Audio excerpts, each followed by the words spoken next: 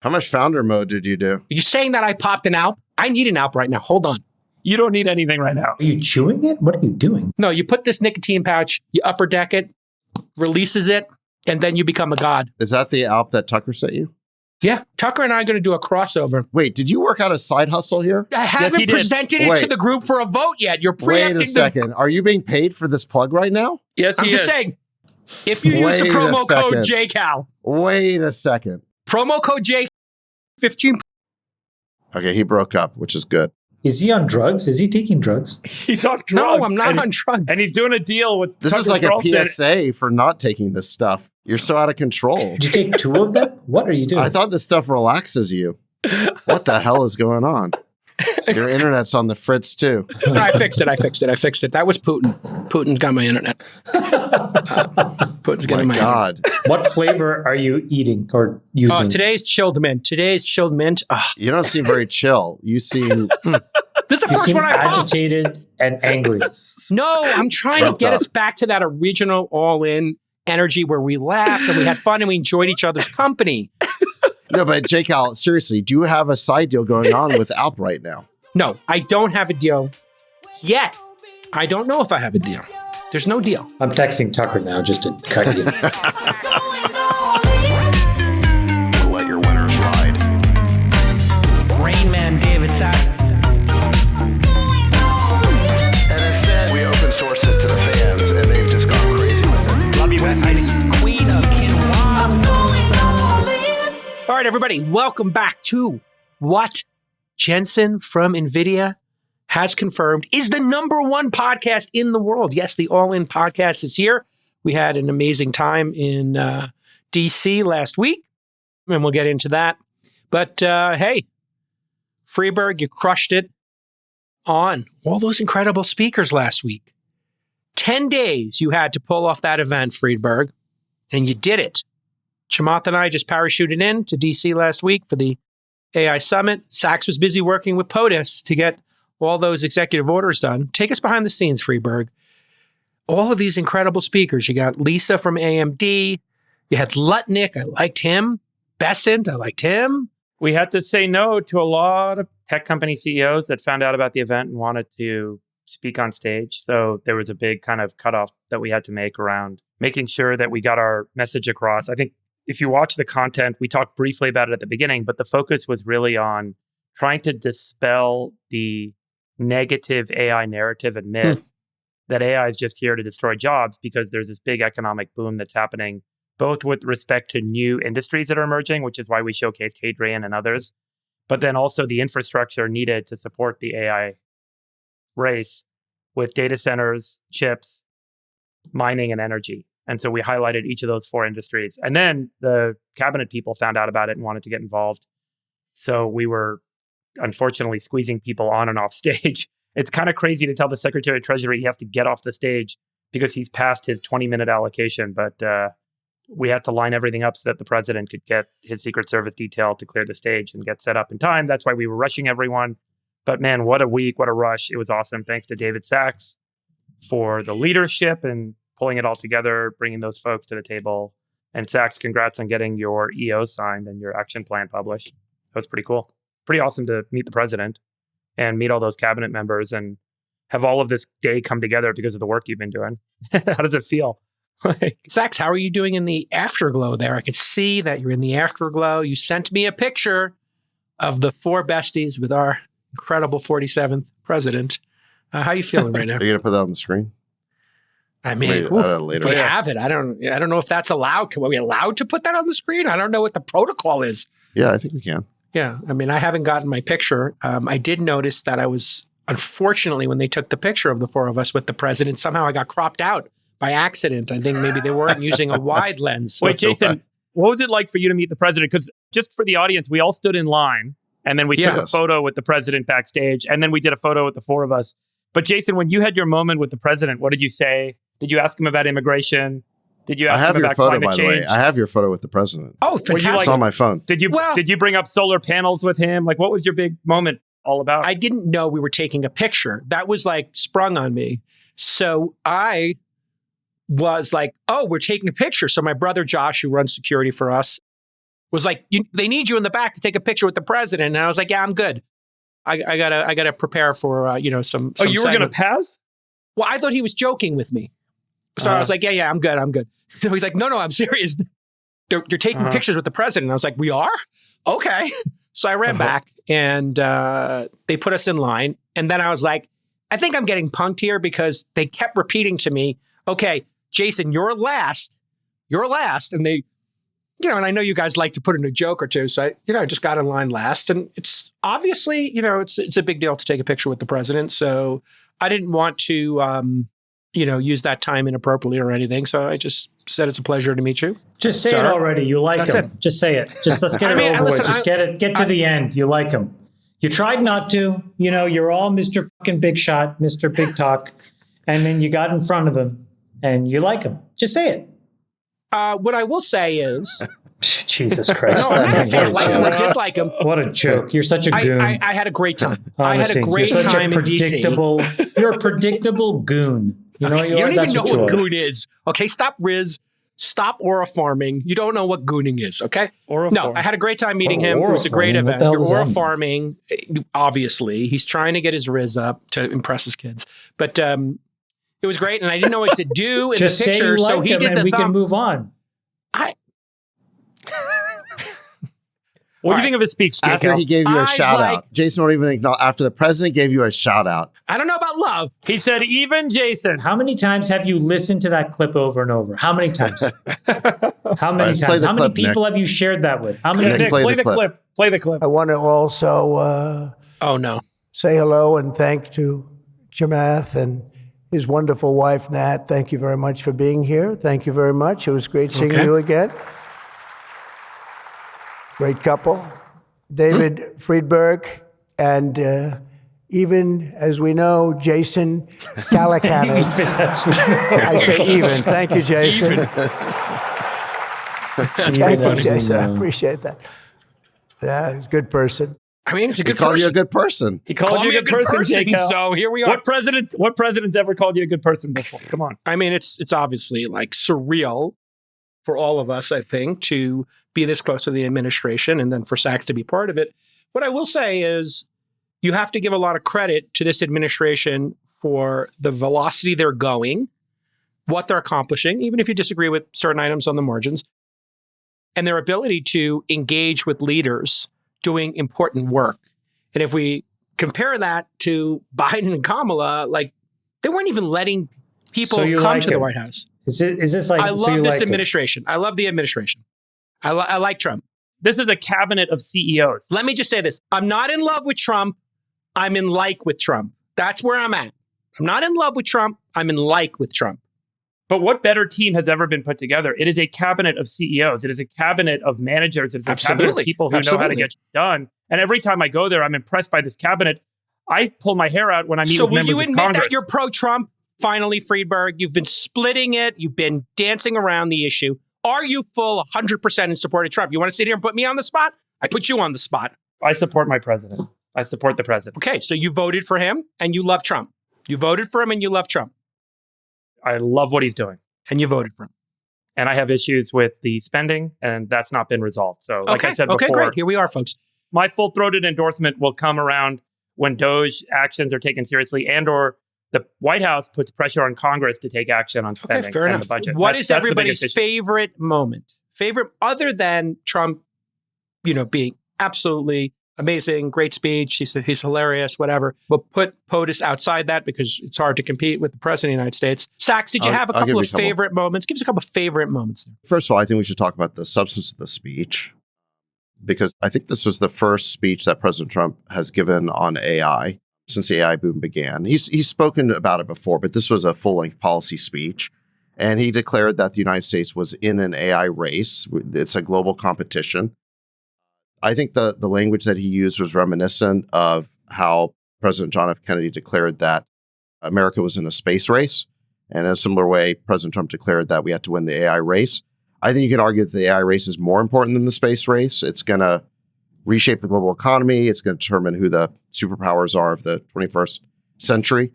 And President Trump was really clear that we had to win it and that he was going to support a strategy for winning it. And then he laid out what some of those key pillars are.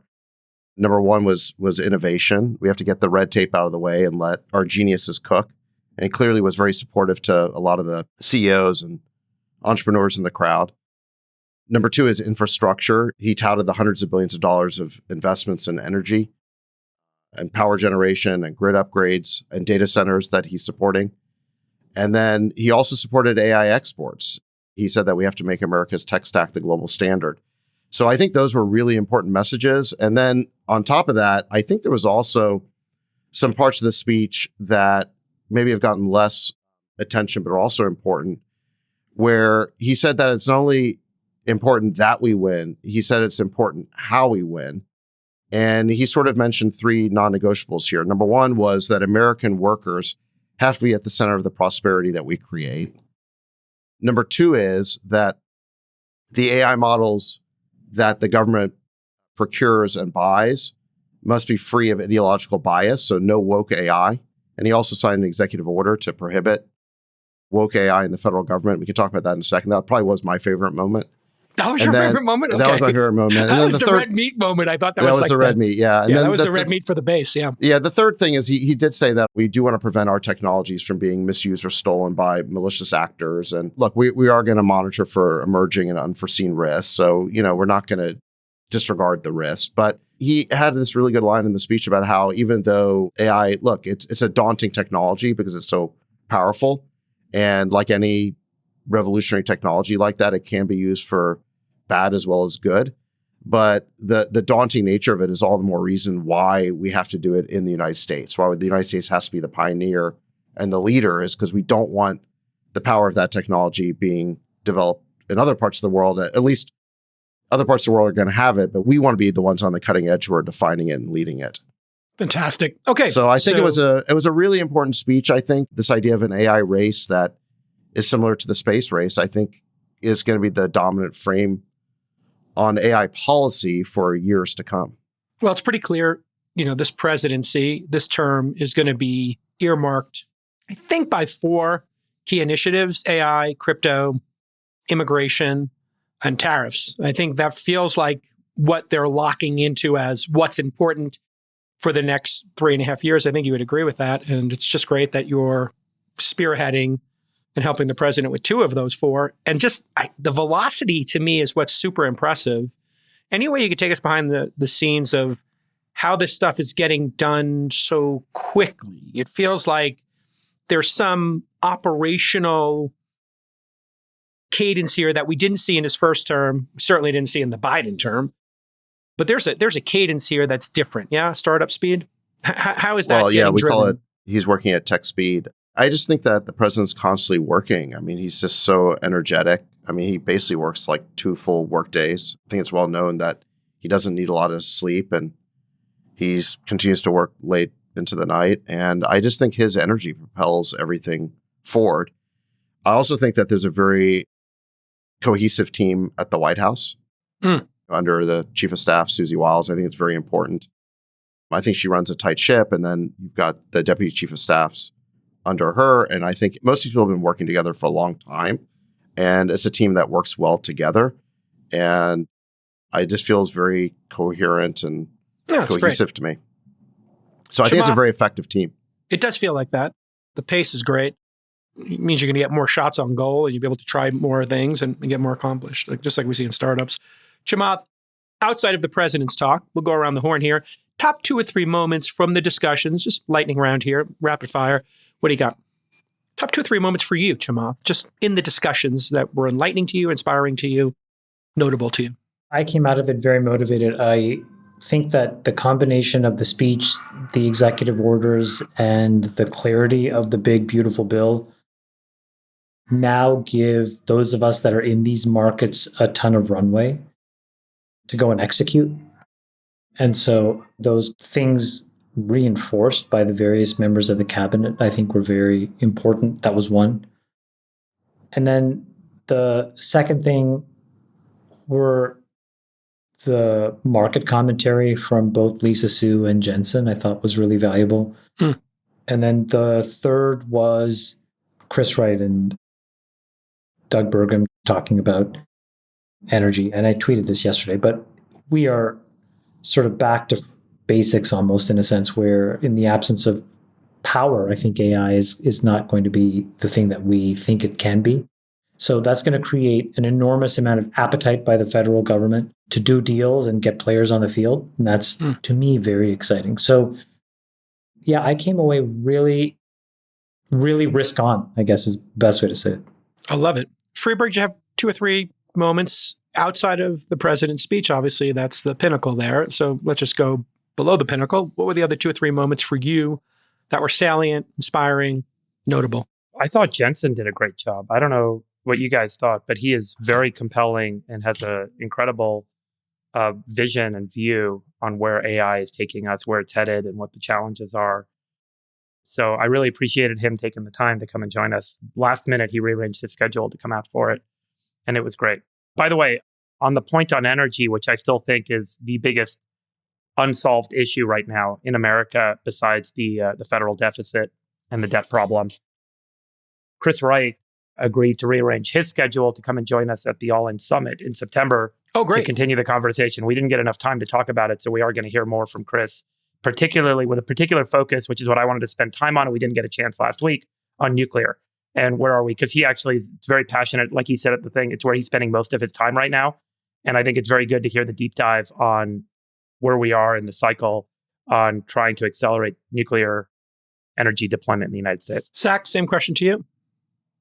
After POTUS, you got 2 or 3 moments that stood out? Let's just talk about the executive orders for a second, because I think it's pretty cool that the President of the United States signed 3 executive orders at the All In Summit that we just hosted. I mean, that was pretty amazing. One of them was to promote AI exports, because we want the American tech stack to become the global standard. The second was around AI infrastructure to make permitting easier so that we can help solve those energy problems you're talking about, Freeberg. And then the third one was on preventing woke AI in the federal government. And that, to me, is probably my personal favorite, because we spent a couple of years on the show talking about how, when you're talking about woke, you're really talking about censorship, right? We were talking about censoring people's views based on bias, ideological bias, ideological dogmas. We saw what was happening in social media before Elon bought X that helped bring things back. But we were on a track, I think, before President Trump's election to repeat that whole social media censorship apparatus in the form of AI bias or AI censorship. And we saw this with the whole Black George Washington, and where some AI models were saying it was worse to misgender someone than to have a global thermonuclear war. Yeah. And this wasn't an accident, because if you go back to the Biden executive order on AI, there was something like 20 pages of language on there encouraging DEI values to be infused into AI models. So again, we were on track to repeat all the social media censorship, all the trust and safety stuff in this new world of AI, but it would have been even more insidious, because at least when someone gets censored, you kind of find out about it. It's explicit. It's not. It's explicit. Yeah. But with AI, it would have been worse, because you wouldn't have even known. It would just be there rewriting history in real time to serve a current political agenda. It would have been brainwashing our kids. Oh, and people trust these AIs more than they should. I mean, these things are making a prediction of the next word coming. This is not like God-given truth here. And so, Freeberg, you wanted to interject there about this one, because this is actually, I'll be honest, Sachs, I'm surprised you're saying this was the most important one to you. I like that you clarified it, because it was the one that was mocked, or kind of like people were like, what? Why is this important? I think you made a good case for why it's important. Freeberg, your response? Yeah.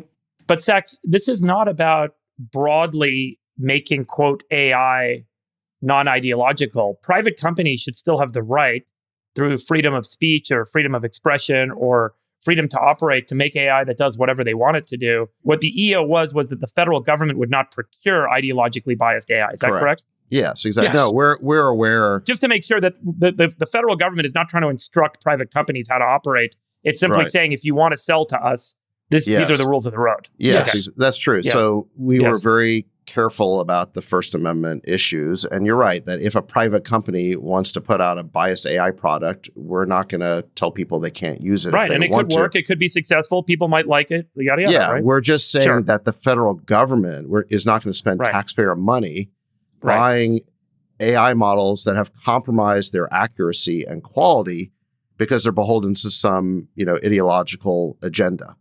Which is similar to the approach with the universities, right? Hey, listen, you could have a biased university. We're just not going to fund it. We're not participating. I think it's quite reasonable in that way. And and I would just say that, we were a lot more careful about this than the Biden administration was when they required that DEI be inserted into all these models. They didn't distinguish between public and private money or government procurement versus private models. So they were trying to suffuse DEI into everything. And what we're looking for here is just neutrality, right? We're looking for a lack of ideological bias. The first step was to get rid of that Biden EO, which the president did his first week in office. This goes a little bit further, and it's a little bit of a shot across the bow of these Silicon Valley companies saying, look, you need to play it straight. You need to be ideologically unbiased. As the default. When you sell to the government, you can't insert your values at the expense of accuracy. Look, at the end of the day, accuracy and truth seeking is the standard, right? That's the goal. That's the goal. So we don't want the quality, accuracy, and truth seeking to be sacrificed because of these ideological biases. Are you still seeing that? Or like when you say these Silicon Valley companies, I mean, is this still kind of a widespread concern or widespread deployment from your point of view where you're sitting? Like, are you still seeing a lot of the models being trained on ideological systems that, are preferential to one group and not to another? I think it was a much bigger concern 6 months ago. I think there's been such a huge vibe shift since President Trump's election and taking office that like the woke stuff is sort of going away on its own. But I think that's the trajectory we're headed. But you still think it's important enough to make sure that there's an EO? Yeah, it's like, look, this is make sure this thing doesn't come back from the dead. I think there's been a huge vibe shift since President Trump's election, and woke has definitely fallen out of favor, and it seems to be going away on its own. But we could still get Orwellian outcomes with AI. And I do think it's very important to just keep underscoring that what AI models should be focused on is the truth, is on accuracy. And we don't want ideological agendas to sacrifice that. And I think that even though this is a less salient issue now than 6 months ago, precisely because of the vibe shift, I still think it's important to underscore this point that we don't want. Would you go so far? We don't want AI taking an Orwellian direction. Yeah, would you go so far as to limit free speech and make it non-ideologically biased? Like, would you make that law if you could? Because the decision about the federal government procuring versus what these private companies can choose to reflect as their quote values in their systems. No, he already answered that. He would not. Yeah, no, look, we understand the difference between public procurement and private speech. And again, in a way that the Biden administration did not, because they were saying that all AI models had to be adhere suffused to a specific ideology. to the CEI stuff. Yes, so, it was an ideology they wanted embedded in it. You're saying don't put an ideology in. But just to be clear here, I want to make one point. This is the defaults. Anybody who wants to could, when they start their prompt or they set up their preferred language model, could say, I'm an atheist. Here's what I believe. Please speak to me with this in mind. Or I'm a Catholic. I'm a Protestant. Whatever you want. That's right. Here's my belief system. Please never reference, these three subject matters in this way. So this is the default. I think it's a great thing. You've explained it perfectly. I think that's a great example, J-Cal. I do think we'll end up seeing religious AI. I think we'll see AI that's tuned to people's religious beliefs and other ideological. But I think, I have one of the startups we did was doing a learning app, and they were struggling, and they just made a prayer app, and their prayer app went parabolic, and now they're just like printing money. So there is definitely a huge market here. J-Cal, what were your highlights? It was great to be included in everything. So I appreciate that. We had no, I'm being dead serious. Your invitation finally didn't get lost in the mail. No, but here's the thing. I think this could have been a non-all-in thing. It could have just been, you could have done it and just invited who you wanted to. So I like that it was under the all-in umbrella and that we didn't censor anything. And we went right at hard topics. I'm a moderate. I know people want to make me into like a stupid lib, but I am an independent moderate. And there were moments in time when we had great debate too. This wasn't just a love letter to the administration. One of the great moments was J.D. Vance. It was just great that he wanted to come, chop it up, and just hang with the besties. And he came out and he went right at me. He was like, hey, you treated me like a beep at the thing. We had a big debate and, he went right at me. And then I was like, okay, it's on. We want to talk about stuff. And he's like, yeah, let's get into it. And that's what I love about J.D. J.D. to me seems like the politician of the future. I know this is like the Trump's administration. So you like him? No. I'm in like with Trump. I'm in love with JD because he's young, he's opinionated, and he likes to mix it up. He's on Twitter all day long. He engages people on Twitter. He engages people in other groups. I'll leave it at that. And we had a really, I think, honest discussion about immigration, and we got back to the high-skilled immigration question. That's the third rail for MAGA and for the country right now, immigration, recruiting. You mean you brought it up right off the bat? No. He said he wanted to talk about. No, you brought it up. No. Your hobby horse. You took advantage of your seat. I want to continue the debate. And I said, okay, let's continue the debate. So here we go. He was super spicy, and he made a great super spicy point that I want to point out here and amplify. If companies are going to be laying people off, and there was an incredible chart that came out, it was in the Financial Times, and they showed male college graduates versus non-college graduate males. And there was usually a huge gap in unemployment between those two. In other words, if you had the college degree, you had a much better chance than the non-college degree male. And now those two things have flipped, or they're like neck and neck. If you have a college degree, you have no advantage as a man coming out in this, 20 to 27-year-old range. This is men. Women are actually doing better, more women in college than men, yada, yada. But he's very attuned to this. And he said he's got big concerns right now. So this is, again, why I love JD, because JD is very tuned into the fact that people are asking for more H-1B visas, and that typically is to save money and supposed to be very skilled people. But why is Microsoft laying off 9,000 people, then asking for more, H-1B visas? This is a really honest, truth-seeking question. And it's hard for this administration to talk about this issue, because I know you got Steve Miller, Bannon, whatever, people all the way on one side who want to deport 20, 30 million people, Tucker, and then you have other people who are more moderate. And I thought that was like a really great moment in time for America and for us as a podcast to challenge and have a really important discussion. And he made some great points there. Number two, we had a great debate, I think, about energy. Disagree. Go ahead. You disagree? Okay. I disagree because I think you challenged him with, I think you challenged him with things that were not facts and not true. And I'm happy to debate that with you offline. I think he was caught off guard, but I think it was pretty rough and inappropriate. 100 people. If you think it's inappropriate, that's fine. Jake Hal's favorite moments were all the ones where he got combative. It was the ones where we had debate. That's what you're describing. No, where there were debates. When you got into it with the vice president, you got into it with the Secretary of Energy. Those are your favorite moments when you got to... Well, okay, great. So, okay, fine. I like when there's a little conflict, a little debate about an important issue. And when I walked the audience, which was, 90% Republican, GOP, MAGA, et cetera, people said that was a great moment. I really liked that debate because he kept saying like non-reliable energy and whatever. And I was like, are you talking about solar? And I think there was a little misinformation. It is non-reliable. No, it's not misinformation. When you put it with a battery, right now, Texas is 30% some days, wind and energy. I can tell you, I live in the great state of Texas. Texas is roughly 5% solar, just so you know. What's that? Yeah. Texas is roughly 5% solar. Right. And wind puts it up to 25 to 30% on the top days is coming from that. My point about that is, and it's cheaper to put in a solar and battery farm than a new coal plant. It is 100%. We can pull up the stats. It is twice the cost to do solar than it is to do nat gas. It takes 4,000 acres. Whereas nat gas, I said coal. Nat gas takes 20 acres. I said coal. No one's, coal.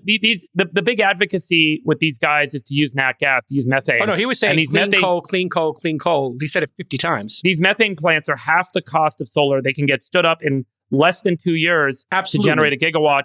And instead of being 4,000 acres of solar, you can get it done for, call it 20 acres. Now talk a little bit about pollution. And that's a big part of why they're doing this. Well, a big part of methane is that it's actually cleaner than coal, which is why they're using it. Cleaner than oil. And nuclear. Yeah. Cleaner than oil. And the two dirtiest ways of getting energy. Now science guy, now do solar batteries. I'm trying to give you the facts about why it is cheaper and faster, which is what he was making an advocacy for, right? It's not about like solar. Yes, you're right. It has a lower carbon footprint when you're running it. But at the end of the day, what these guys are focused on, and a big challenge for America, is how do we scale energy production in the States? Yes. And scaling energy production, I personally think we need to fix the regulatory roadblocks in nuclear, and Chris Wright's been very vocal on this. Yeah, we all agree on that. But the fact is, this nat gas supply that we have in the United States, and the fact that we can deploy nat gas energy production very quickly, is what makes it such a reliable source right now if the U.S. wants to have a chance at scaling from 1 terawatt to 2. Faster than we're currently projected to do. But I think that's the reason. It's not about like solar's being bad, solar's bad. Like that's not the argument. It's just like, dude, we got to get moving fast and we got to have reliable energy. I just want to point out in our debates, Yeah. I just want to point in our debates when there's bad faith moments. I think it's a bad faith moment for when I say coal versus solar, and then you say, no, you're wrong. It's solar versus nat gas. And that's what he was doing. This is what politicians do. Here on All In, we like to do, fact-based, truth-first stuff, not biased stuff. And so solar, you're comparing, solar and how fast it is versus how fast it is to go to nat gas. Of course, it's faster to go to nat gas if we have those available. Let's put that aside. It's an important debate. The fact that you and I are debating it is important. And I also thought Lisa from AMD was fantastic. I haven't heard from her. By the way, I just want to point out that when I got back to the conference, so I left for a time to go back to the White House, and then I came back.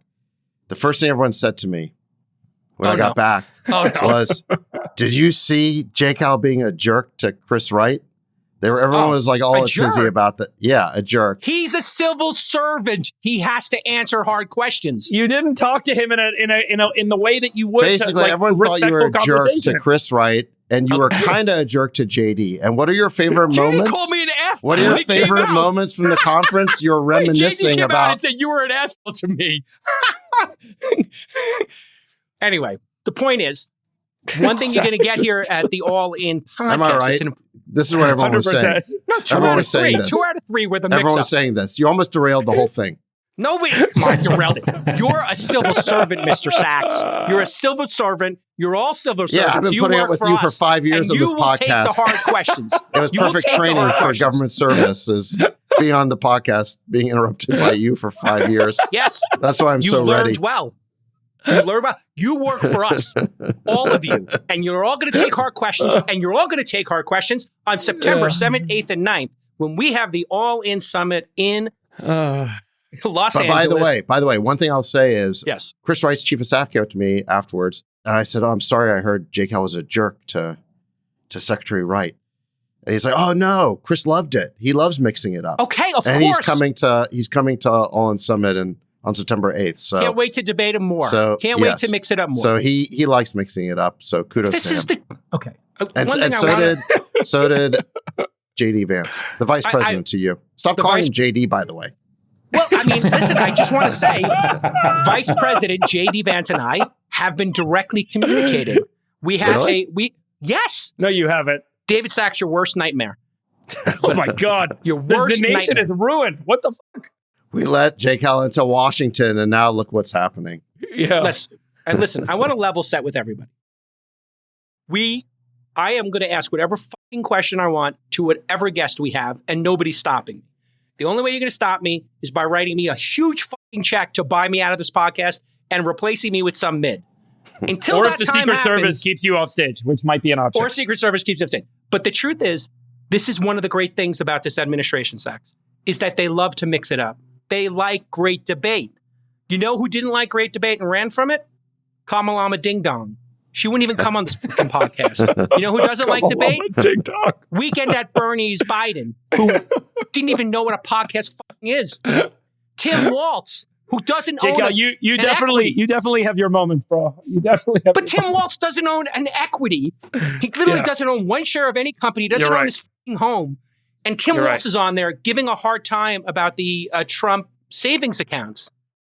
I mean, I don't even know if that's on the fucking He owns a camo docket. hat, though, which you loved. You thought that was going to win the election. I thought he might be able to speak to, like, the middle of America. And then I find out, like, when they do the deep oppo research, that the guy doesn't own one stock. The guy doesn't own his home. He's financially illiterate, and we're making him the vice president. He's been employed by the government his whole life. I mean, have you... There it is. There it is. That's what Jake Al thought would win them the election.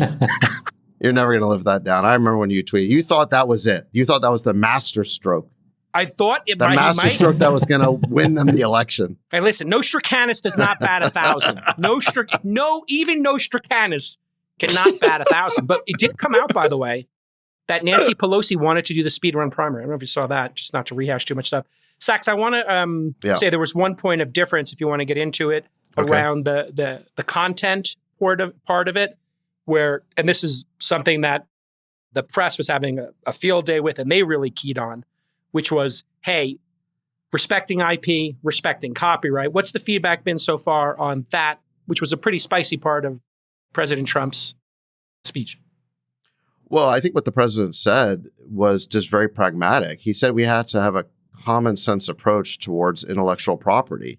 And he said if you have to make a deal with every single article on the internet, every single website, every single book, every piece of IP, in order to train an AI model, it wasn't feasible. He said, look, I appreciate the work that went into people creating these works, but you're not going to be able to negotiate a deal for every single one of them. And if we require our AI models to do that, and China doesn't, and they won't, they're just training on everything, whether it's, pirated or not, then we're going to lose the AI race. So I think he took the side of a fair use definition. I don't know if he used the term fair use, but effectively, he was taking the side of a reasonable fair use. What did you think of that part, Dave Friedberg? You have any thoughts or Chamath on that part? I think he's absolutely right. I've said this before. If something's in the internet, if something's in the open domain, and I strongly disagree with the idea that AI getting trained is the same as AI replicating copyright material. If AI outputs text or outputs audio or outputs video that contains copyright material, it is 100% in violation of copyright. And he said that, by the way. Yes. And if the AI is learning, it is understanding patterns, it is understanding reasoning, it is understanding concepts by reading copyright material, just like humans do. A writer, an author, reads a bunch of fiction, learns good techniques, learns good concepts, learns good theory from reading all those books, and then goes and writes his or her own book. They are not violating copyright material in the same way that AI. Paywall, Friedberg? What if it's all the New York Times content if it's behind not on the open internet? 100%, you're 100% correct. That should be paid for or licensed. Okay. I'm talking about the open internet. I'm talking about open material. Common I'm talking about stuff that's in the open domain. Common crawl. There's a thing called common crawl. If somebody stole 100 books, let's say, and put them on their website, and it was a pirated Russian website with 1,000 books on it, and you accidentally crawled it, you would be obligated to take that out then. I think we all agree? Correct. Okay. Correct. Because that's what a lot of the lawsuits are around. So I think we're reaching something. I just want to say, this is such an important point, especially to me as a content creator and somebody who spent his career in this. I've been thinking about the end game, and I'm here in Park City. I was just giving this a keynote, and I wanted to show you something I made, a Sachs, because I think we have to get to the end game here. So in my talk, I talked a little bit about how can we get through this fight and then maybe getting to a solution. So I had my team mock up the New York Times website here and ChatGPT doing a deal with them. So here you see you're on the New York Times website and you ask it a question powered by GPT. You ask it, hey, you might ask this question. In fact, you log in with your ChatGPT credentials, and it could be Grok, it could be Gemini. Give me the earliest mentions of Putin. If you were a fan of Putin or something, and it would then go through that and give you your Putin references. And then I made another one. And then obviously this would be an exclusive to ChatGPT. It would be one of those things where, they get an exclusive. And then here on the Disney Plus channel, imagine you could make yourself into a Jedi Knight, and you could then upload your photo. Kids might really get into this. You upload your photo. You talked about this, Friedberg, a couple of times of the future of narrative storytelling. You up your photo, and then it makes you into a Jedi Knight. There's Darth Calacanis. So that looks to me like you're infringing on their trademark. What's that? Are you infringing on their copyright? This is fair use. This is a perfect example of fair use for editorial. You're also infringing on some Ozempic. That's absolutely. Trust me, I am definitely infringing on some Ozempic here. Guys, I'm past Ozempic. I'm onto peptides now, man. I'm on the Wolverine protocol. So look out. Are you? Yeah, I started doing I don't you take and Vinny, what could go wrong? Don't take a podcaster's advice. Please don't take a podcaster's advice on your healthcare. Rule number 1. Take Chamath's advice because he's got 6% body fat, which I think attributes to much of your pomp and circumstance around your privates. I think it has to do with the lack of fat, but I'm going to leave it at that. First of all, it's 11 and a half, but that's like right before I go on summer vacation. Then it ends up at 12 or 13. Did you go get that gelato? What was that place we went that we love? Lulumi. I've gone there every day so far. Did you do 2 or 1? Be honest. 2 or 1? Bro, I've been doing per session. Do you do 2 or 1? Be honest. Per session 2. I start with the medium and I finish with a small. Yeah, exactly. This stuff is so good. I've never tasted any gelato like this. It's incredible. I mean, it's just unbelievable. We have to license it for the United States and put it under the All-In brand. We have to license it from them. It's really incredible. But Chamath, just generally speaking, or anybody who wants to have at it, Friedberg, Sachs, what do we think about the end game here? Because there's some major lawsuits here. They're going to get settled in the next year or two. What do we think about sort of the future I've shown here today? I think what Sachs just highlighted is exactly right. Look, we got to have a common sense approach here, or we're going to lose the AI race. I mean, one of the key determinants of AI quality is the amount of data that you have.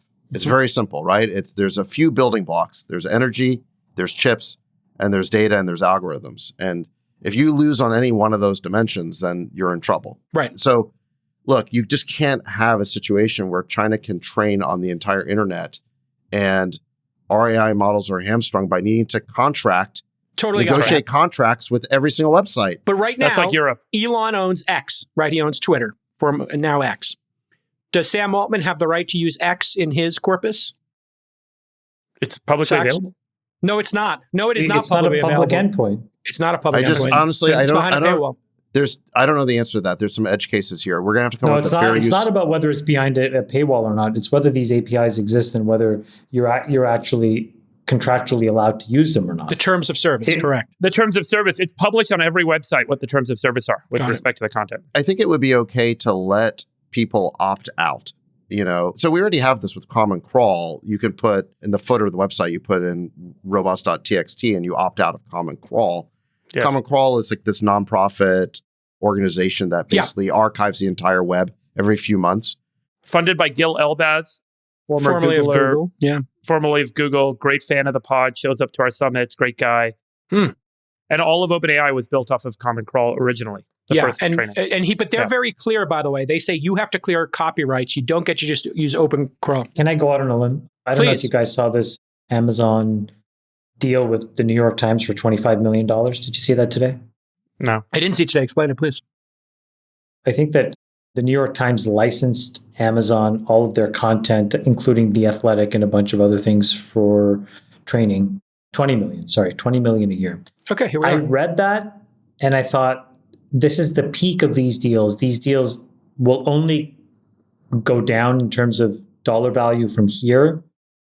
And it actually brought me to this point where I was thinking to myself, is it even realistic to believe that patents and copyrights actually exist in 5 years? And I went through this exercise of like, if a computer studies the periodic table and also understands the laws of physics, the laws of biology, the laws of chemistry, and then independently derives some material that is otherwise patented, what will happen? And then separately, if two competing AIs invent a new material from scratch, how will the international courts deal with this? And if you take all of these examples to the limit, at the limit, the idea that there are copyrights, enforceable copyrights, I think is a very fragile assumption. So I'm actually thinking more that we have to spend some time understanding the landscape of a world that doesn't have copyrights and patent protections. And instead, what is the surface area in which you compete? What is trade secret? What does that mean in a world of AI? And I think it's quite an interesting thing to think about. Patents are a totally different beast. I think that's a fascinating string to pull on. I will tell you, I will take the other side of the bet. If we want to make a poly market on this, I will guarantee that this will be the beginning of the deals and the deals will go up from here. I'll tell you why. The reason the New York Times made that deal is to make it apparent that what OpenAI has done has damaged their business because now they have a customer. And their customer is Jeff Bezos at Amazon and Jassy. And now they can show damages now those damages could give them an injunction against OpenAI. And OpenAI's got to take it out of their crawl, of their construct. And that's going to be really expensive for them. It's not doable, but it's going to be expensive. And let's think on a societal basis of what we want as a society. Do we want a society in which journalists, writers, artists, musicians, filmmakers, actors cannot make a living, podcasters? Or do we want a world in which they can? And I think technologists... Hold on, let me finish. But you're assuming that copyrights... As a technologist, we typically think if we can crawl it, it's ours. What I can tell you as an artist is if I make it, it's mine. And you need my permission because it's my art. And I think the industry will do better if they respect them, because now the New York Times can hire more fact checkers. But can I just ask you a question? Yeah, go ahead. Sure. But why do you have to connect the two as immutable things? Meaning, why can't somebody make something still, let's just say it's a song, but that song can now be made by multiple AI models. But if they make the song, there's a reasonable claim that even if they don't have the copyright, more people will want them to perform the song than some random AI. So can't you make a living without having the copyright? Which is the choice of the artist. Some artists were very well known for not wanting their art to exist in some mediums. As a perfect example, the Rolling Stones for a long time thought they would be sellouts if they had their music used in commercials. And when they did Start Me Up with Windows, that was a really big concession from them. And that's up to the artist to make that decision. You make a valid claim. Hey, yeah, you go on tour, you make more money. But that's the artist's decision, not the technologists or the people stealing their content. And by the way, $20 million a year is $200,000 highly paid journalists, fact checkers at the New York Times. They're going to get 10 of those deals. And it's going to create a golden era age of journalism and content. And we should be happy about that. Yeah. I told you this example, Jason, but at Beast, we did a licensing deal of our content to allow OpenAI to learn to run training runs on our videos. And at the board, the thing that we kept talking about was I was really concerned, like, let's just do a couple year deal max. Sure. And the reason is we have no idea what this looks like in 5 or 10 years. And there's just as much chance, to your point, that we get it wrong as right. Now, that was about 6 months ago. And so the intuition that I had back then was maybe we should keep the deal term as short as possible. But now when I see how important AI is in the global landscape and what China is doing, I think on the margins that this idea that these copyrights will mean something, in my mind, I am underwriting the value of these things going to zero. And I'm asking myself instead for my businesses, how are we actually building a real defensible moat and not a piece of paper that we can use to sue somebody? Okay. Freeberg, you want the last word here? We got to move on to some other topics. I just want to be clear. Sach, you get the last word. Yeah. I just want to be clear that nobody is losing their copyright. Correct. Copyright is the right not to have your work copied. And if an AI model produces outputs that copy or plagiarize your work, then that's a violation of the law. And I think the president specifically said that. We're not allowing copying or plagiarizing. The question is whether AI models are allowed to do math on the internet. On pattern recognition. Pattern recognition. Basically, that's what it is. And JCal, I think you're conflating the two. And I don't want to be interrupted. I just want to say this. I understand the distinction. And I think that this idea that, like, I can't, for example, go to the library, rent a book, read it, and then learn some of the good techniques on how to write a good book should be restricted to humans in this AI context. Like, this is exactly what they're doing. They're identifying patterns, and then they're building predictive algorithms that allow them to output stuff that starts to fit within different kind of, variable settings. Do you guys think it's possible that if you allocated enough compute at the problem, you could write Michael Crichton's Jurassic Park de novo without ever having read it? Yeah. Me too. I think... I don't know what that would mean. Like, well, this is my point. I know who Michael Crichton is, and I know what Jurassic Park is. I don't know what it means. With this issue. I don't know what it means to say, can AI write that? Like, but you guys remember the Ed Sheeran lawsuit? Do you remember that lawsuit? Yeah, I did. But let me just make one point here on this, because you're saying I don't understand it. I spent my career in it. I understand it much better than you do. And I understand it from lawsuits and being in the weeds on it. Like, I understand it from first principles, which you do not. And I will say, this is what we're talking about here is the definition. It's the definition of a derivative work. And the output matters. So if you were to take my knowledge and then create a derivative work from it, and you used a percentage of my work, and that's where this will get into the nuance, is what percentage of the original work is used in the derivative work, and under what context, a commercial context or a non-commercial. This is clearly a commercial one. If OpenAI was a nonprofit right now, we'd be having a distinctly different discussion, because you wouldn't be competing with me as the copyright holder to use this new medium and create the derivative works, and it has to change substantially. So if it's a Cliff Notes when China has the only models that are able to meet your stringent definitions of copyright. Well, no, and here's the thing. I think the China fear shit is bullshit. I'll be totally honest here. Just because China steals IP does not mean you get to steal from Americans. In America, we have rules. And when you go to China, and by the way, we've spent the last 30 years, the major issue with China is not Taiwan. It has been respecting copyright. Let me reframe this issue, industry itself, let me finish. The technology industry itself has leaned on our government for 30, 40 years, including Microsoft, including Google, to make sure our trade secrets are not stolen, our IP is not stolen, our movies are not stolen. That is the key issue with China. So just because China's a thief does not mean American companies get to be thieves. Have you seen the latest batch of Chinese open source models or open weight models? They steal everything. Does that mean you should be able to steal Windows? Should you be able to steal X.com? Jason, let me ask you a question. We don't think it's stealing. Elon has said this pretty clearly, but Grok 5 and for sure Grok 6 will not use Common Crawl. It will not use the internet. Okay? It'll just be an enormous amount of synthetic data. And back to what Friedberg and I just agreed upon, if you synthetically go and try to generate all this content to learn across, you're invariably going to produce something that's already been created. And I mean, that's like some sci-fi level world. I understand, but that's what's happening now.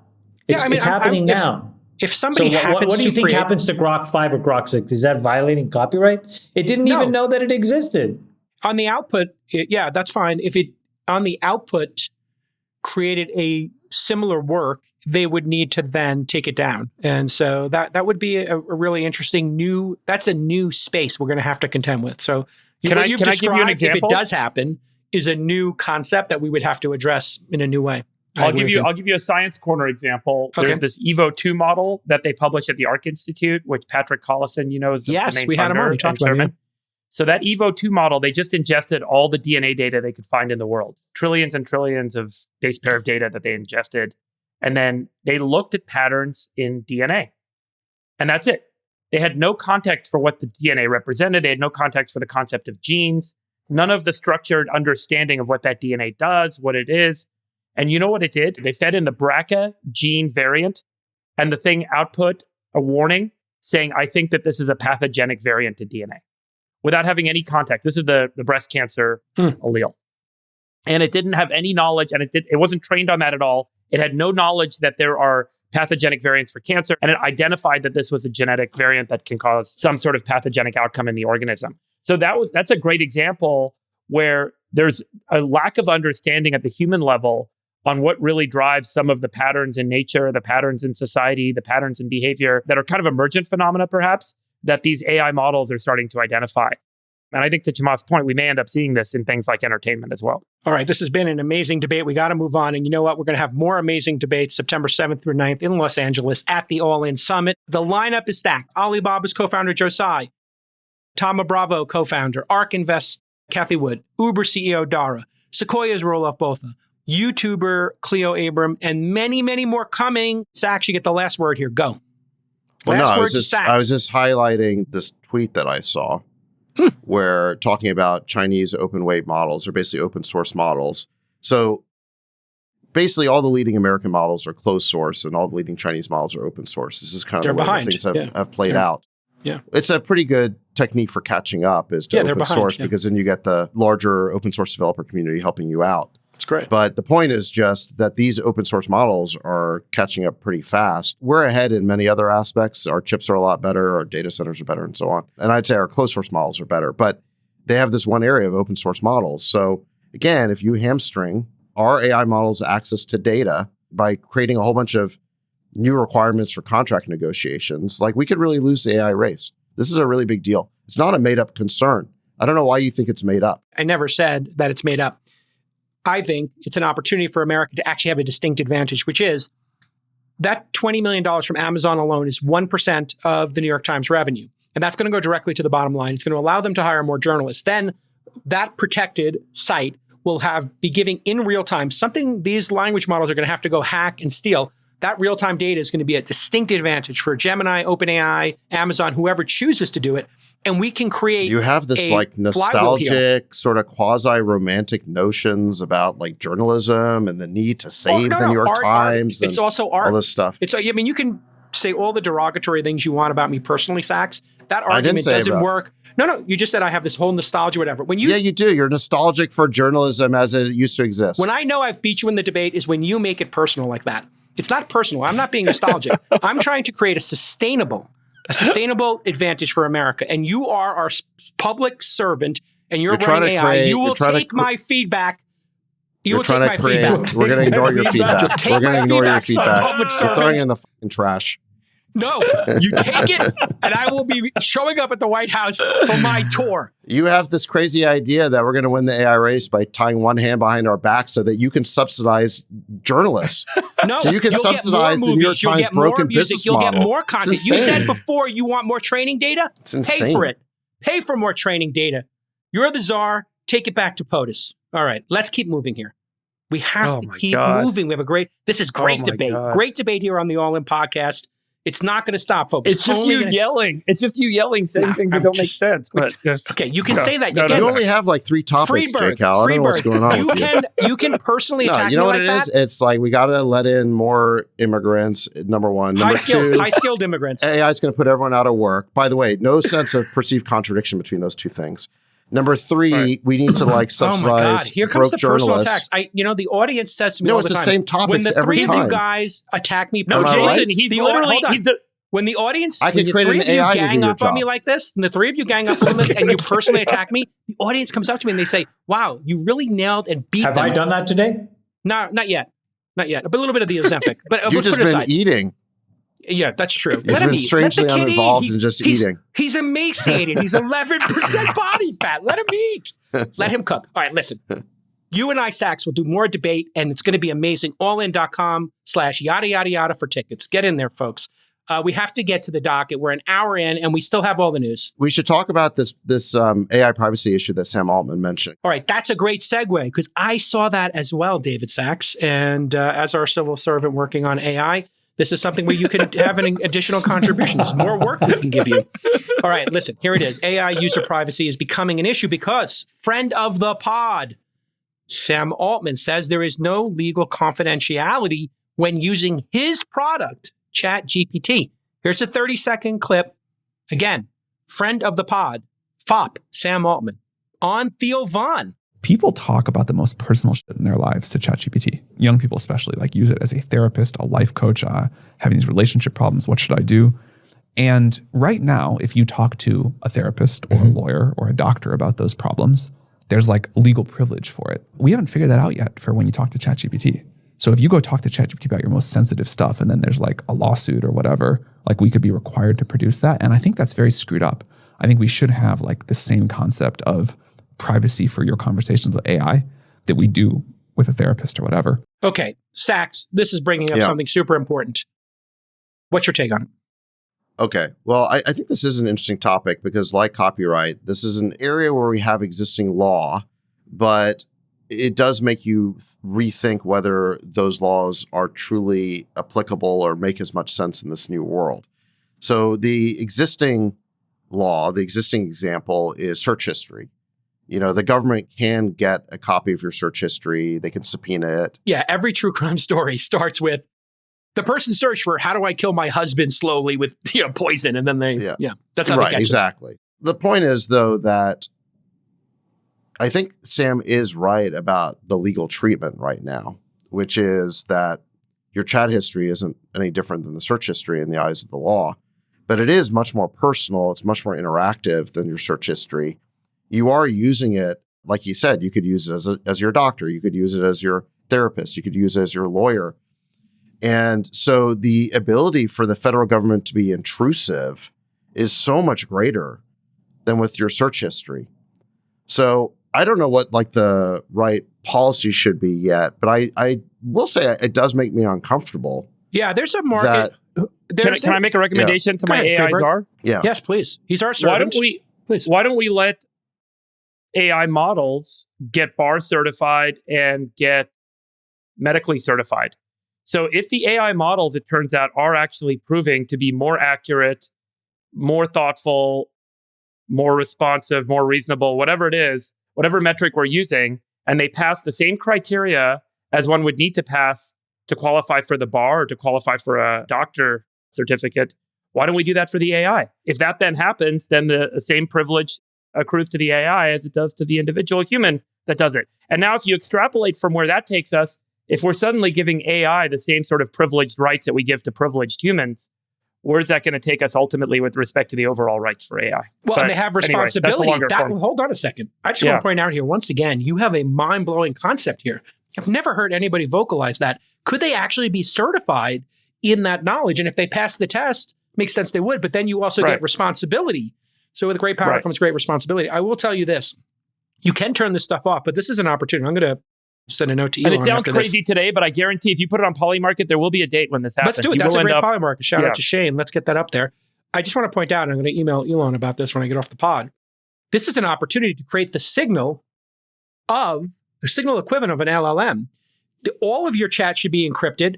All of it should be by default, encrypted by default on Grok. Make it so that Grok can't even see it. They don't have it. So when you try to subpoena it, you can do what Tim Cook does, which he says, like, I don't have it. If you want to try to backdoor it, you can. That's a market opportunity. And I can tell you, I only use the Brave browser and Brave search for this reason. I don't want my search history like saved somewhere or whatever. Fuck that.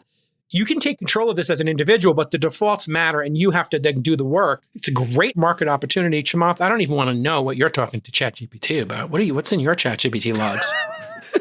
What's in there, Chamath? How to extend? How to get the extra centimeter? What's in there? You trying to... What's in there?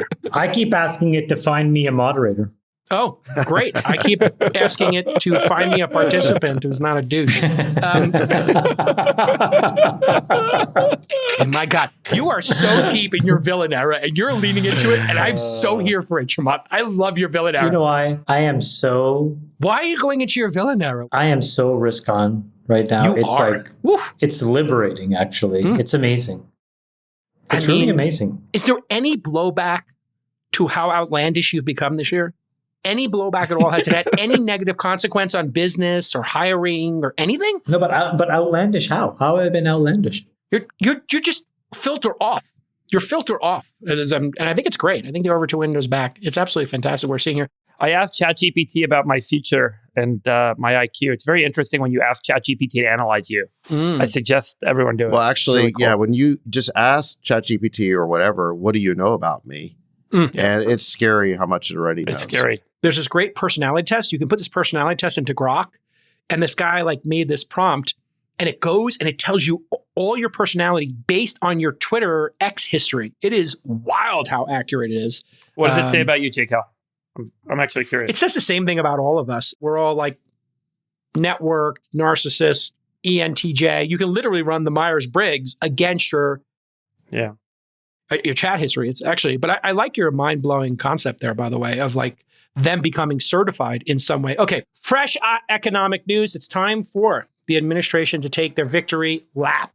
GDP growth was 50% higher than expectations in Q2 as the Fed held rates at 4.25%. In Q1, GDP declined 50 basis points. That's probably due to the imports. People were stockpiling goods. That's the most pointless chart ever. Okay, and then, it is. I agree. It's a little bit, it's distorted by one event. I wanted to have both. I wanted to have both as bar charts. This one, you're totally on drugs. Just say it. It's okay. What drugs are you on? I'm not. I had coffee and an Alp. I'm out. I'm out. We're all friends. You can tell us. Is it really just Alp? All right, that's it. I'm taking it out. Oh my God. I took it out, and now let's get back to the thing here. Okay, the Fed kept rates unchanged for the fifth straight meeting. This time, 2 out of 11 Fed governors dissented from Powell's decision. 2 of the dissenters were both Republicans nominated by Trump, so it seems like the Fed is becoming a little polarized now, too. First time in 32 years that more than one governor dissented. And even one person dissenting is rare. Here's a 25-second clip of Powell explaining how GDP factored into the cut decision. Nick, please play the clip. Recent indicators suggest that growth of economic activity has moderated. GDP rose at a 1.2% pace in the first half of this year, down from 2.5% last year. Although the increase in the second quarter was stronger at 3%, focusing on the first half of the year helps smooth through the volatility in the quarterly figures related to the unusual swings in net exports. The PCE index, and then I'll throw this over to you, Sachs, for the official position here, for June dropped on Thursday. PCE is the Fed's preferred gauge of inflation over CPI. PCE rose 30 bips in June, in line with estimates. And if you remember, we talked about it in a previous episode, CPI rose a bit, 13% or 30 bips from May to June. So we're not close to the 2% target. And that's what the Fed keeps saying. We're not there yet. And the economy is el fuego. Sachs, I don't know if you noticed this, Sachs, but people are talking about the QDP, the second quarter print, which was amazing for GDP. You were talking about it a bunch, Chamath, on the socials. He keeps referencing the first half. So he's trying to blend those two together, I think, because of the tariff differences, or maybe to smooth it out, as he said. What's your take on this? The GDP boomed in 3%, which is pretty great.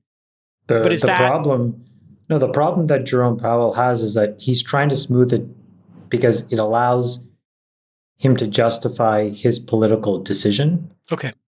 But the reason why you have to segregate Q1 and Q2, Q1 was before tariffs and Q2 was after tariffs. So I think you have to segregate these two things. And if you look at the run rate from Q2, what you're probably going to see in Q3 and beyond is more similar to Q2, which is to say a large surplus, good GDP expansion, and moderating inflation. So why does the Fed not cut? Because at this point, not cutting is the only thing that you can do to slow the Trump administration down going into the midterms if you wanted to politicize the job. If, however, on the other hand, you just take the data as is and you ignore Q1 because it was pre-tariff and you start to look at Q2 and you project forward, if you inject a 100 basis point cut into the economy, this thing is going to go gangbusters and Trump is going to look like an economic genius going into 2026. So I think that, again, in the absence of politics, you cut. Okay. Sachs, what's the take from inside the administration and around it? I know you're not speaking for the president on this issue, but you're in the administration, so I'm assuming you're... Yeah, look, I'm not speaking for anyone, but obviously the 3% number is way ahead of expectations. It's a fantastic number. It just feels like, everything's humming on all cylinders here. One thing you didn't mention, but I think is relevant, is the new trade deal with the EU. We're about to get to that, by the way. That's the next story. Okay. Well, I would include that because... Okay, go ahead. Include it. Yeah. I think it was a deal that just got announced where the EU is going to open its markets to U.S. products, no tariff on U.S. products, but they will pay a 15% tariff coming into the U.S.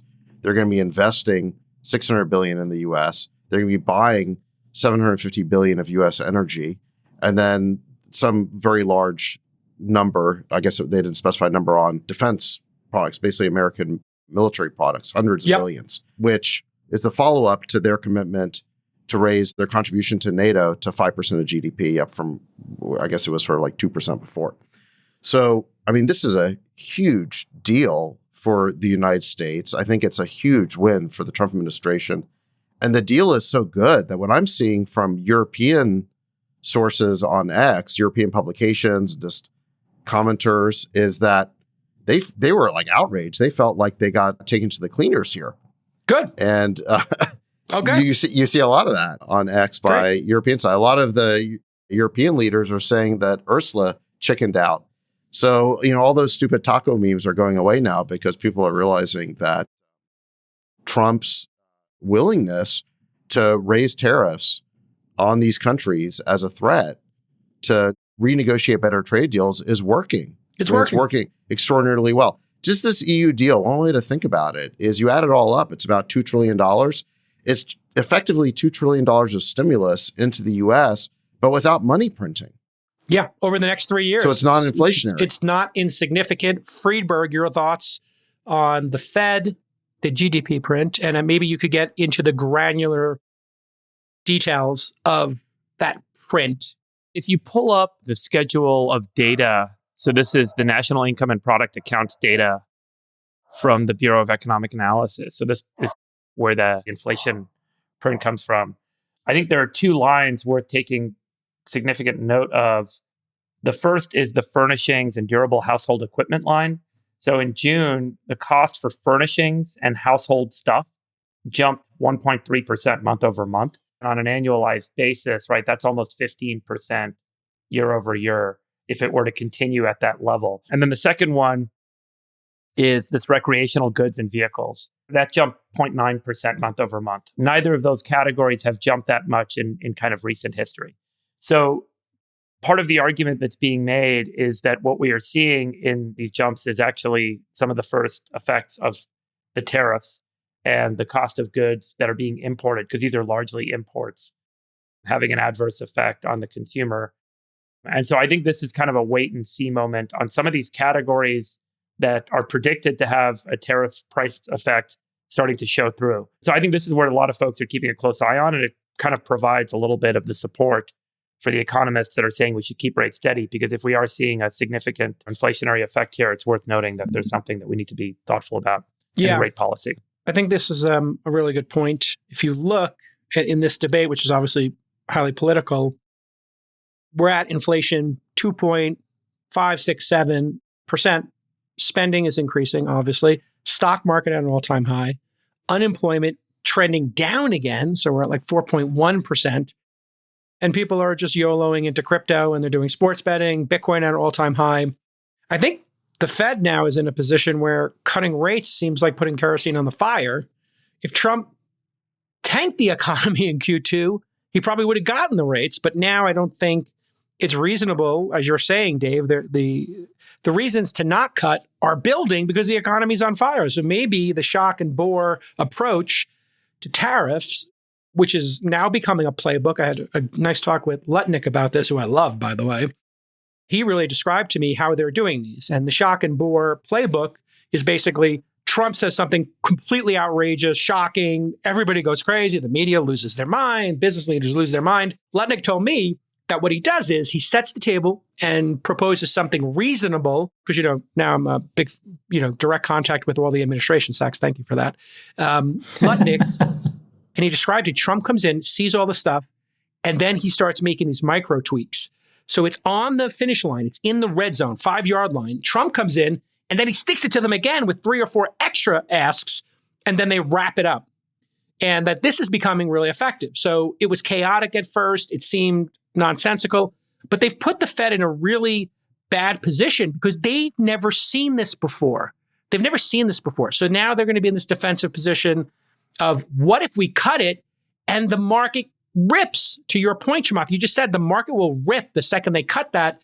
And a cynical view of this is the market rips as we go into the midterms, which is the same claim the Republicans made about the cuts that Biden did in September, right before the election. So there is some level of politics and gamesmanship going on here, but you have to hand it to the Trump administration for what they're doing with this sort of 2.0 playbook.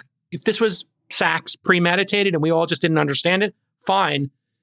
The outcome here is this administration has to live or die by the results of these. $600 billion from the EU, $550 billion in investment from Japan. You put those two together. I asked Lutnick, is that at the event, is that going into the sovereign wealth fund? And how does that get, spent? And he said, at the discretion of the president, and he's advising him to spend it on putting more nukes in. So that's fascinating. We have $1 trillion now that we can put into nuclear power plants and these small modular reactors. And that's what Lutnick said he wanted to spend it on. He's going to advise the president to spend it on. But now we've got them investing in our country. It's absolutely brilliant if it works out. But we'll see if it works out. April 2nd was Liberation Day, and the media went crazy. They were predicting a Black Monday. The market crashed. They basically tried to spook the markets and create fear. They said that we're going to go into a recession or depression. And now look at where we are. It's just a few months later. All the markets are at all-time highs. Trump has extracted trillions of dollars in these trade deals that people didn't even know he had. Was it premeditated? Tell us the truth. Was this premeditated? Hold on. President Trump has extracted trillions of dollars from other countries using powers that other presidents didn't even know they had. 100%. Was it premeditated? Because it was chaotic. The market didn't make those moves because of the media, by the way. And the market made those moves because they were scared. And we just had a 3% GDP growth print. So I don't see how things could be. What I think happened is that President Trump saw an opportunity here that other people ignored. It's like when a CEO comes in to a company, a new CEO comes in, and that company's been mismanaged for a decade, but it's got wonderful assets on its balance sheet. It's got a market position that's still very strong. It's just been underutilized. And he came in and understood that the United States had tremendous leverage in all these trade negotiations. Actually, they weren't even trade negotiations then, in all these trade relationships. And he was able to essentially renegotiate all of them. And look at the results. I mean, they're just staggering.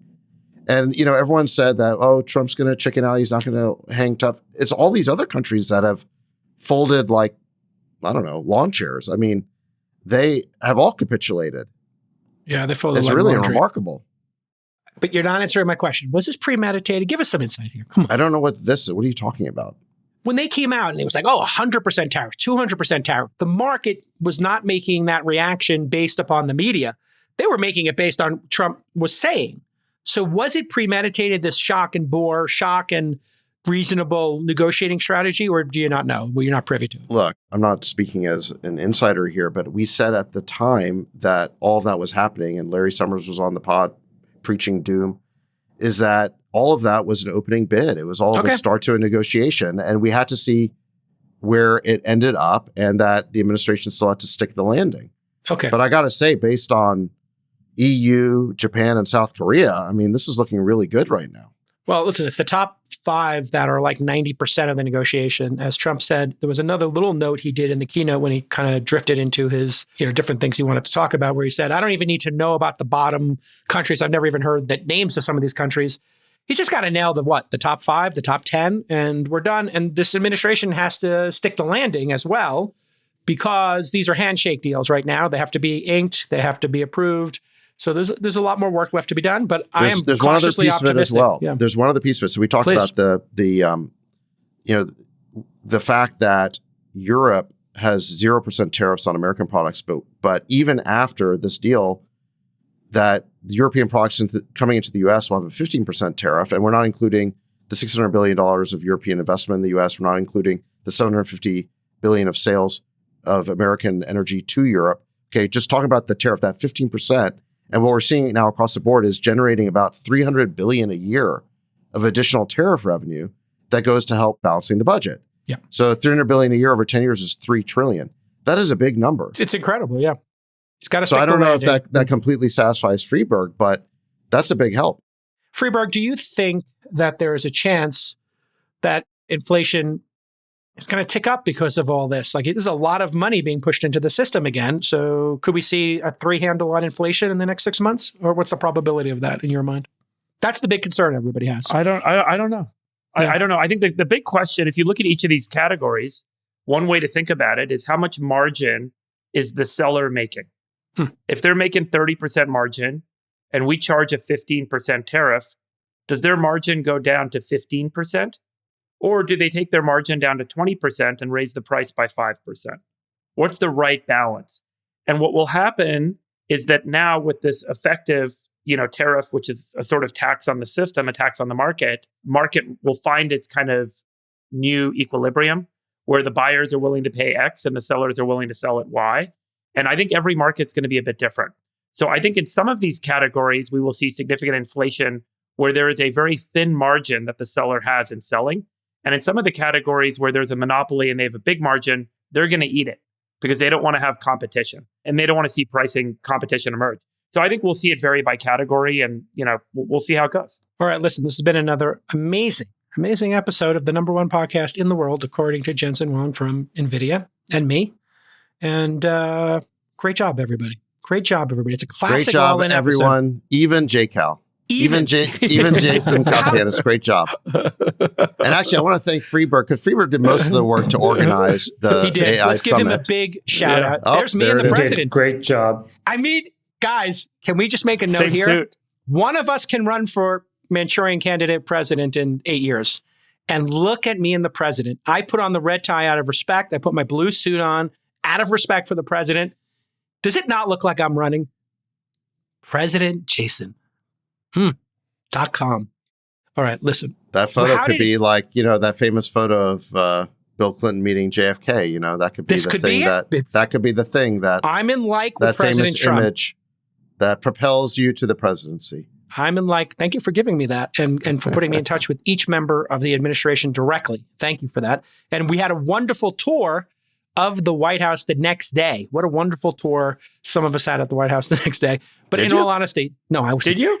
No, I was taking the pictures. That was my joke. Because it was all of you guys were there. We would have given you a tour. We could have gotten you a tour. I mean, listen, I love JD. Did you ask for a tour? I did ask for a tour. I'm not the kind of guy to ask. I'm the guy to Some be of us invited. have actual meetings to do, bro. I mean, it's all good. It's all good. I got a lot going on. I got a lot to announce. It could Yeah. happen in the coming weeks. But Sachs, do take us behind the scene here. And I think it was hilarious. So I don't mind getting trolled by the president. It was great. But how did that go about behind the scenes that he nailed that joke? Don't tell him. Leave it. What did you do? I mean, because that looked like it was workshopped, or is he just naturally, I mean, he's obviously naturally comedic, but did you put that in with him? Did you have to clear that with him? Hey, dunk on J-Cal, whatever? Well, they asked me for the names of, my co-hosts and so they could do shout outs. So I gave them the list. Oh, no. And I said, and I put even J-Cal. So. But I mean, he went for it. No, he got we went through it. So he got the joke. Okay. He got the joke. We went through it before. He got the laugh. He got it. He heard the laugh. He heard the laugh and he doubled down. I thought it'd be funny. But no, we went through everyone's names beforehand. And I mean, talk about EQ. The guy's EQ is off the charts, man. He's actually timing is great.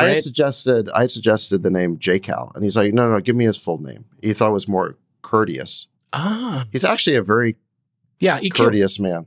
Yeah, and, the high EQ he wanted to use your full name, not just your nickname. I think what he probably realized was for my parents who were just over the moon. So thank you for that. It meant a lot to my dad, That's lovely. Yeah, he's been struggling a bit, and it really. I'm gonna get a little choked up here, but my dad's been struggling a bit, and I got to see him in Brooklyn after that, and we were on a text stream, and it meant a lot, because for a kid from Brooklyn to get a shout out from the president of the United States is you made it.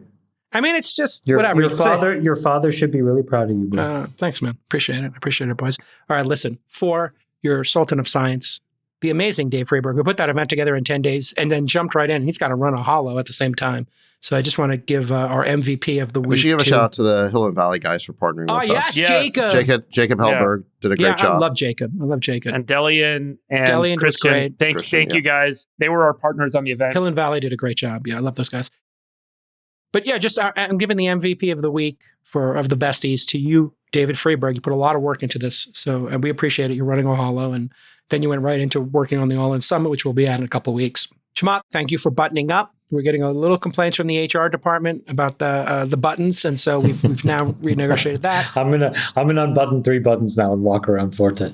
Perfect. And Sachs, I will see you at the White House. JD and I will be in the commissary, so we'll invite you to lunch with us. My bestie, JD. It's called the Navy Mess. Actually, in the mess, yeah. And you know what? Lutnick's joining us as well. And who's our energy guy? Chris? Chris said he wanted to jump in on that, so maybe you can join us. I'll invite you now that I am deep into the administration.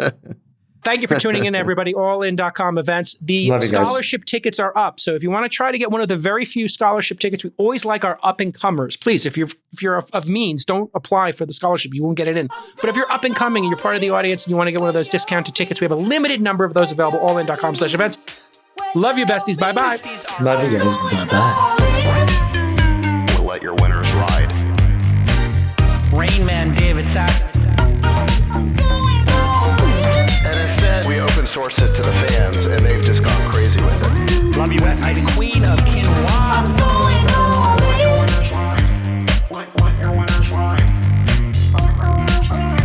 Besties are back. Code 13. That is my dog taking a notice in your driveway. Oh, man. My haberdasher will meet me at Clinton. We should all just get a room and just have one big huge orgy because they're all just useless. It's like this sexual tension that they just need to release somehow. Wet your feet. We need to get merch. Besties are back.